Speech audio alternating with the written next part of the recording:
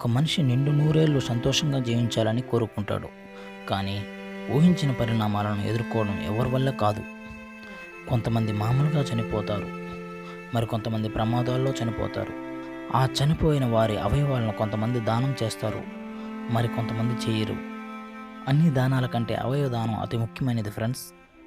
ఎందుకంటే మనం చనిపోయినా మన అవయవాలు పనిచేస్తూ ఉంటాయి. సరే, రక్తదానం గురించి మాట్లాడుకుందాం. ప్రతి మనిషి ఆరోగ్యవంతమైన వారు ప్రతి 100 రోజులకోసారి రక్తదానం చేయవచ్చు. రక్తదానం వల్ల ఒకరికి జీవితం ఇవ్వడమే కాకుండా మనము ఆరోగ్యంగా ఉండొచ్చు. సరే, మనిషి చనిపోయాక అవయవాలు దానం చేస్తారు, రక్తం ఎందుకు దానం చేయరు? దానం చేయొచ్చా? ఫ్రెండ్స్, చావు మనిషి శరీరంలోని అన్ని టిష్యూలలో అనుత్క్రమణీయ మార్పులను కలిగిస్తుంది.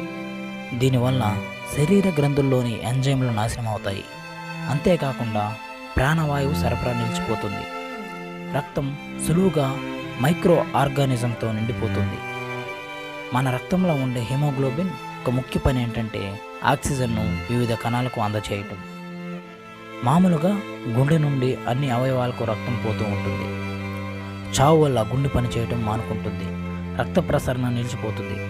దీనివల్ల రక్తం చెడిపోయే అవకాశం ఎక్కువ ఉంటుంది. మనిషి శరీరంలోని కిడ్నీలు, కళ్ళు, గుండె చనిపోయిన కొద్ది నిమిషాలకే తీసి వేరే వారికి వాడుకోవచ్చు.